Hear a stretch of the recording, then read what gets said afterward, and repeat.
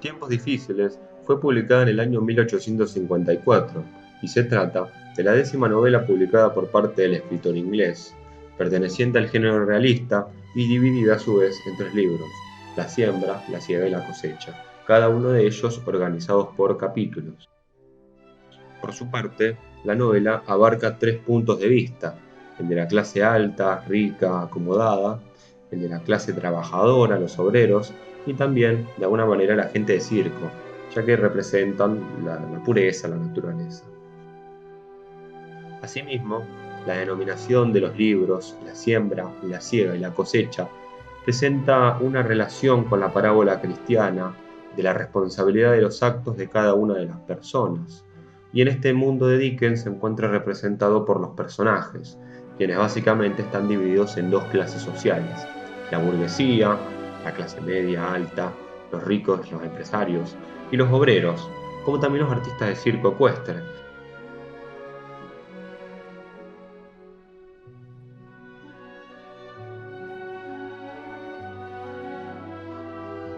En cuanto al contexto de la obra, esta se sitúa en la ciudad ficticia de Coketown, que es una ciudad industrial de Inglaterra, la cual está llena de chimeneas, de humo, abarrotada de fábricas, que ha perdido su color, y los cuales estos detalles están basados en la realidad de los pueblos industriales ingleses de la época. Sin embargo, el autor los exagera ligeramente para poder darle una crítica con mayor profundidad. En el capítulo 5, titulado La nota tónica o la nota dominante, Dickens nos presenta a la ciudad y nos la va a describir de la siguiente manera: como una ciudad que era de ladrillos rojos, o de ladrillos que habrían sido rojos si el humo y las cenizas lo hubieran permitido. Pero tal como estaban las cosas, era una población de un rojo y un negro nada natural, comparada con la cara pintada de un salvaje. Continuando, era un lugar de maquinaria y chimeneas altas, de las que brotaban, sin detenerse nunca, interminables serpientes de humo. También tenía un canal negro y un río de un extraño color morado. Había una aglomeración de edificios que estaban cubiertos de ventanas y los pistones de las máquinas de vapor que trabajaban monótonamente. Coketown también contenía calles muy grandes, todas muy semejantes unas a otras, y muchas calles pequeñas todavía más parecidas entre sí. Pero más parecidas entre sí eran quienes habitaban, también iguales unos a otros, que entraban y salían todas las mismas horas, produciendo el mismo ruido, sobre las mismas aceras, para hacer el mismo trabajo, y para quienes todos los días eran iguales, sin diferencias entre el ayer y el mañana, y todos los años la repetición de los anteriores y de los siguientes.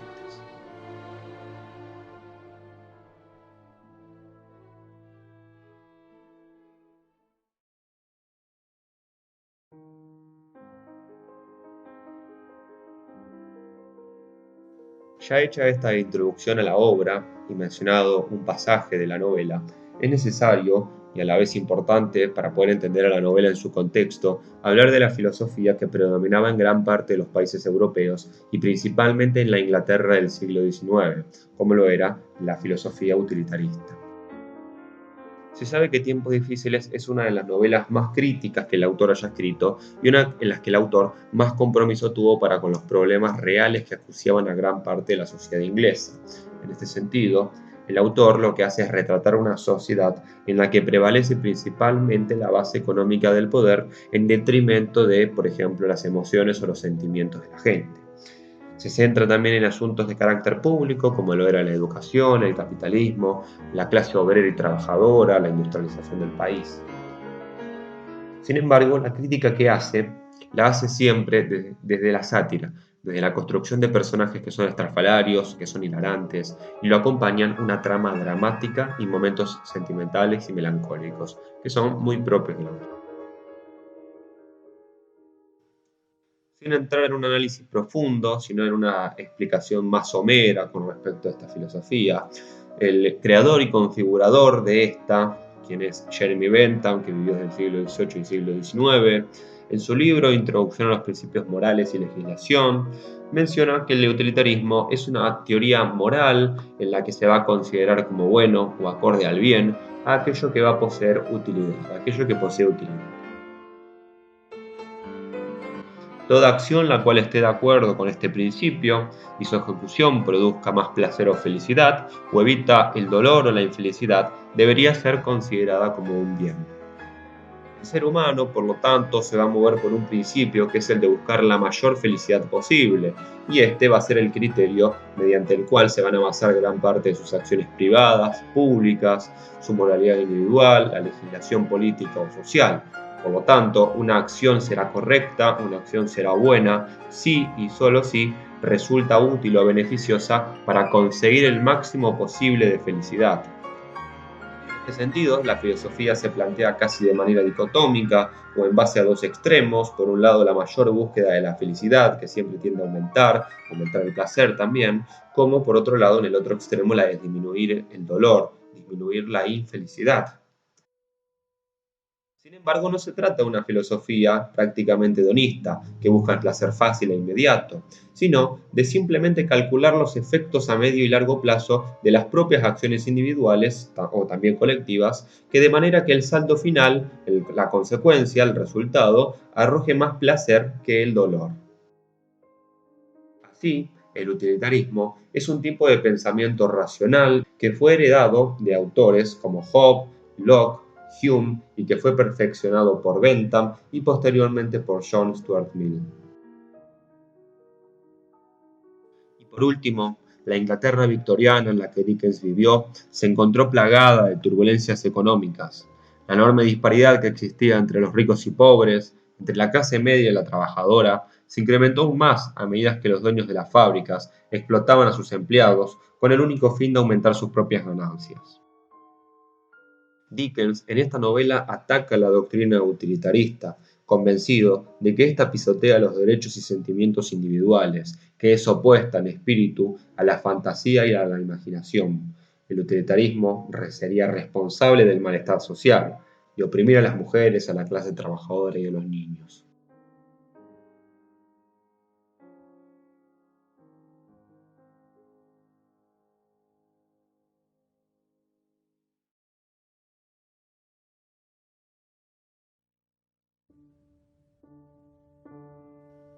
La novela comienza presentándonos a un rico comerciante jubilado de la ciudad industrial de Cooktown, llamado Thomas Gradgrin, quien preside una escuela construida producto de su caridad.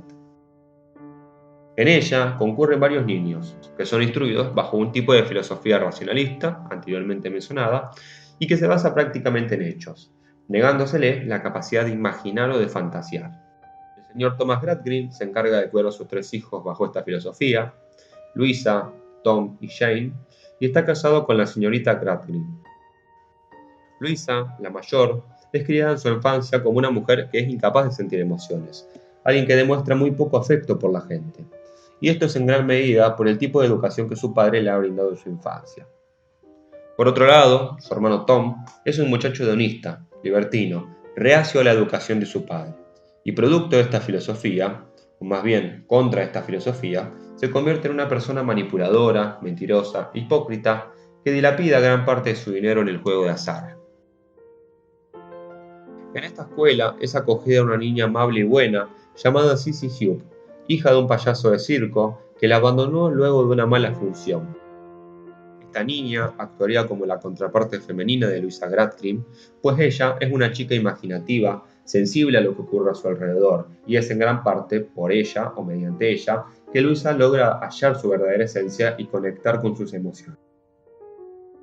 Y por otro lado se nos presenta un personaje desalmado, quien es el amigo de Thomas Gradgrin, llamado Josiah Bunderby, un banquero adinerado que, en palabras de él, se ha hecho a sí mismo, dado el abandono de su madre. A medida que los personajes crecen, cada una de sus acciones van tomando ciertas repercusiones en sus vidas. Por un lado, Luisa, la hija de Gradgrin, va a casarse con el señor Bunderby, pero no lo va a hacer por amor, sino que lo va a hacer por imposición de su padre. Y por otro lado, Tom se va a dedicar al juego, derrochando en reiteradas ocasiones su dinero, entrando a trabajar en el banco de Bunderby, y que esto va a ser bastante importante para lo que luego viene. Asimismo, en la novela se nos presenta a la clase más humilde, una pareja de trabajadores como lo eran Stephen Blackpool y Rachel, los cuales se amaban, pero no se encontraban casados, ya que Stephen se había casado con una mujer borracha mucho tiempo atrás que trataba de cuidar y sostener. Y por otro lado, a Rachel se la va a representar como un símbolo de pureza moral, es decir, un anhelo constante y la única motivación de Stephen, un trabajador honesto con ideas puras que trabaja mecánicamente. En el capítulo 4 del segundo libro, que se titula Obreros y Hermanos, los trabajadores, dirigidos por el sindical Slackbridge, lidera la masa obrera para formar un sindicato. El único que se va a negar a esto va a ser Stephen, quien cree que la huelga solo causaría más conflictos con los dueños. Por lo tanto, Slackbridge y la masa de obreros se van a encargar de echar a Stephen por actuar contra los intereses de una clase a la que él mismo pertenece. Bunderby le pide a Stephen que espíe a la masa obrera, pero como este se niega, terminaría siendo despedido. Just stop a moment.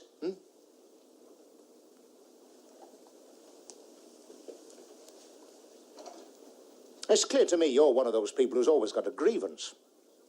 And you go about sowing it and raising crops. Even your own union, the men who know you best, will have nothing to do with you. Well then, I'll go along with them for a novelty. You best clear out, go elsewhere.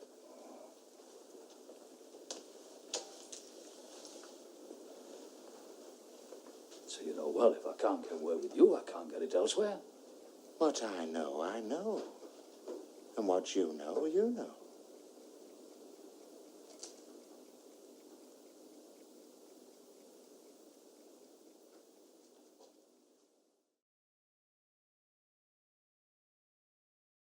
Mientras tanto, Tom Gradgrin se va a disponer a robar el banco del señor Bunderby. Stephen se encuentra con Tom y este último le pide que le espere durante las noches fuera del banco, hasta que él regrese. Pero como nada sucedía, Stephen decide finalmente marcharse de la ciudad y buscar trabajo en el campo.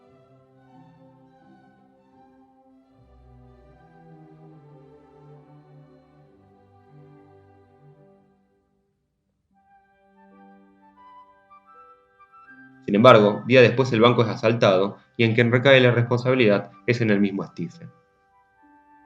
Entre medio, Luisa se va a enamorar del señor Harthouse, un adinerado que se encontraba en la ciudad y que había visitado Londres en reiteradas ocasiones. En la noche, cuando Luisa y el señor Harthouse se encuentran nuevamente, Luisa se muestra bastante reticente hacia el amor que Harthouse le profesa. Por lo tanto, en un ataque de melancolía y llanto, se dirige directamente hacia la casa de su padre.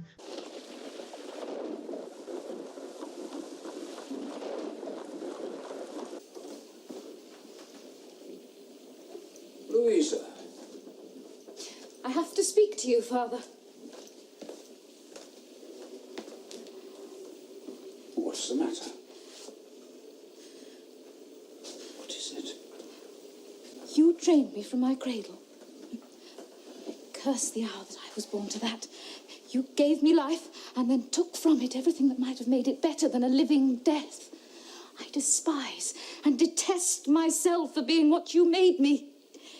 You killed every impulse that might have made me happy. There were hopes, doubts, longings struggling to be recognized in me. If you'd known that, would you have given me to the husband I now know I hate? All I've had to live by is the belief that my life is short and will soon pass. There's nothing in it worth the pain of trying to change it. No. Así, Gradgrin se va a dar cuenta de la infelicidad de su hija y el fracaso de su filosofía. Bunderby, quien se encuentra furioso porque su esposa desapareció, quiere atrapar a toda costa a Stephen, quien cree que robó el banco. Stephen, habiéndose enterado de esta falsa acusación, decide regresar a Coketown, pero sin embargo, en este transcurso, en esta vuelta, va a caer en un pozo minero que lo va a mantener desaparecido durante días. Sin embargo, Rachel y Luisa descubren el paradero de Stephen.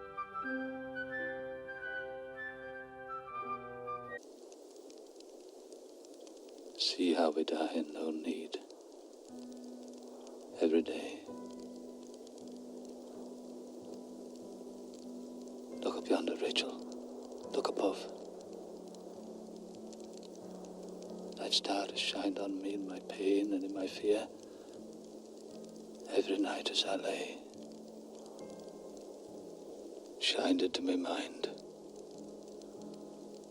told me that in our judgments we must bear and forbear, with the light shining on me, I've seen more clear. I made it my dying prayer that people may only come together more, see each other better. Hush, lad. We must go. Often as I came to myself and found it shining on me down there, I thought it might be the star that guided to our Saviour's home. I think it'd be the very same star. Rachel. Yes. Oh, my lass. Bless you. Don't let go. We'll walk together tonight, dear lass.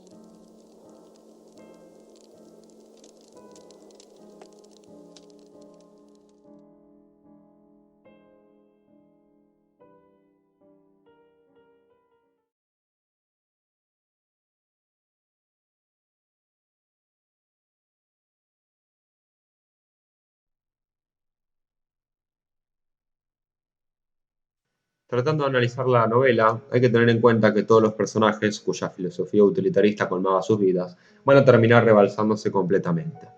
Aquellos los cuales todavía preservan su humanidad serán quienes los rescaten. Por ejemplo, Sissy Jupe va a ayudar a su hermana Luisa a sobrevivir a su vida personal y a sus valores.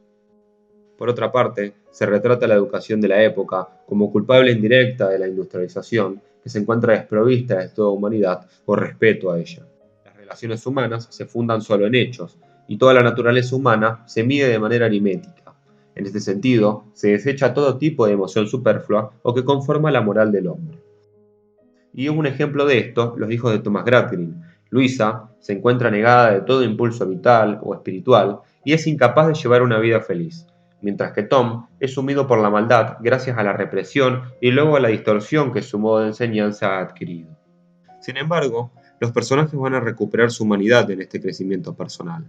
Para Luisa, por ejemplo, uno de estos momentos va a ocurrir, previamente a la charla con su padre, cuando es capaz de tener un sentimiento mucho más profundo de lo que es el ser humano.